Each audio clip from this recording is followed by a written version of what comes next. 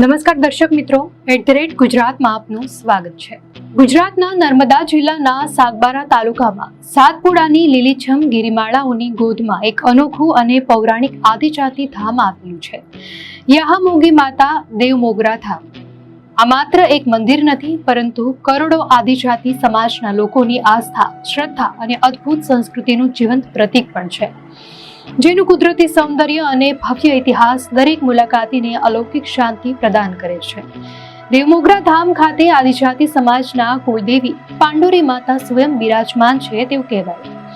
મંદિરનું બાહ્ય સ્થાપત્ય નેપાળના પ્રસિદ્ધ પશુપતિનાથ મંદિરની જેમ ભવ્યતા ધારણ કરે છે।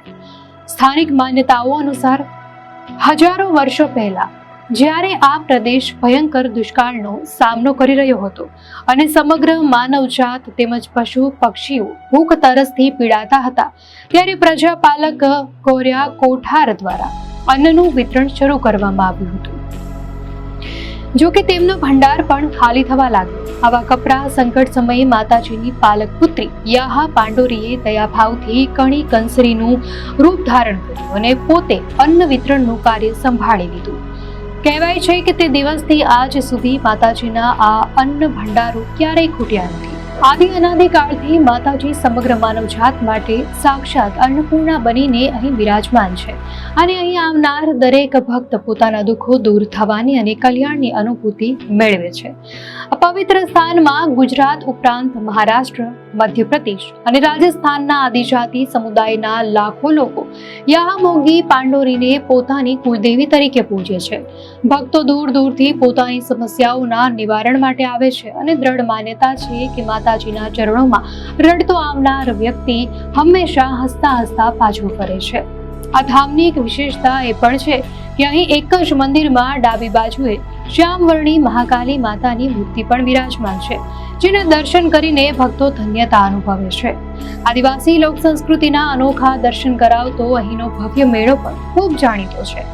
દેવમોગરા ધામ ખાતે દર વર્ષે મહાવદ અમાસ અને મહાશિવરાત્રીના આગલા દિવસથી સળંગ 5 દિવસ સુધી નર્મદા જિલ્લાનો આ સૌથી મોટો મેળો ભરાય છે, જેમાં લાખો ભક્તોની ભીડ જામે છે। મહાશિવરાત્રીના દિવસે રાજા પાંઠા વિના દેવના સ્થાનકથી એક ભવ્ય ગઢ યાત્રા યોજાય છે, જ્યાં પરંપરાગત વાજિંત્રો અને નૃત્ય સાથે માતાજીને કુદરતી ઝરણામાં સ્નાન કરાવવામાં આવે છે। આ ધામની એક અનોખી પરંપરા આગામી વર્ષ માટે ખેતીવાડી, વરસાદ અને હવામાનનો વર્તારો લેવાની પણ છે, જેના આધારે હજારો શ્રદ્ધાળુઓ પોતાની ખેતીનું આયોજન કરે છે। મેળા દરમિયાન માતાના આંગણામાં આવેલ કાકળના વૃક્ષ પર એક જ રાતમાં ફૂલો ખીલી ઉઠે છે। સવારે ભક્તો તેના દર્શન કરી જે દિશામાં સૌથી વધુ ફૂલો હોય તે દિશામાં વર્ષ દરમિયાન ખેતી સારી થવાનું અનુમાન લગાવે છે।